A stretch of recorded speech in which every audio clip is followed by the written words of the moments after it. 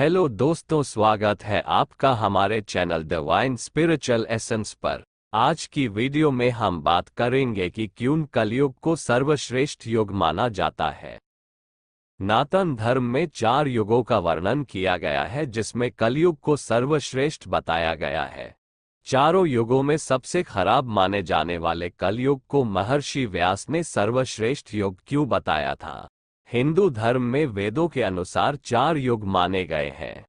सबसे पहला है सतयुग, दूसरा त्रेता युग जिसमें भगवान विष्णु ने राम के रूप में अवतार लिया था, तीसरा द्वापर युग जिसमें भगवान विष्णु ने कृष्ण के रूप में अवतार लिया था, और चौथा और अंतिम युग माना गया है कलयुग, जो कि माना जाता है वर्तमान समय में चल रहा है। चारों युगों में कलयुग को सबसे छोटा माना गया है।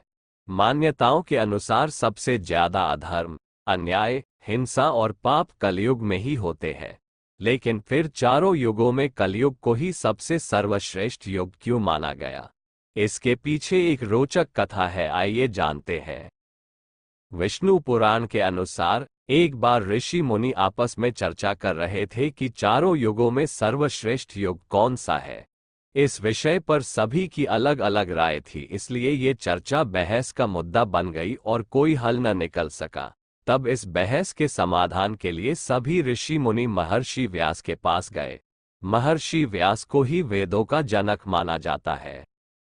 महर्षि व्यास ने ऋषि मुनियों की बात सुनकर उनसे कहा कि चारों युगों में कलयुग ही सर्वश्रेष्ठ युग है, क्योंकि सतयुग में 10 वर्षों तक पूजा पाठ, जप तप और व्रत करने का जो पुण्य प्राप्त होता है, वही पुण्य त्रेता युग में मात्र 1 साल के पूजा पाठ, जप तप और व्रत से मिल जाता है, और द्वापर युग में यही पुण्य मात्र 1 महीने के जप तप से मिल जाता है, जबकि कलयुग में वही पुण्य मात्र 1 दिन के जप और तप से ही मिल जाता है।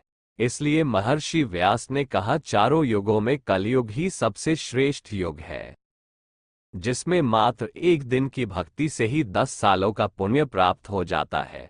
तभी से कलयुग को सर्वश्रेष्ठ युग माना जाता है। तो ये थी हमारी आज की वीडियो, जिसमें हमने आपको ये बताया कि क्यों कलयुग को सर्वश्रेष्ठ युग माना जाता है।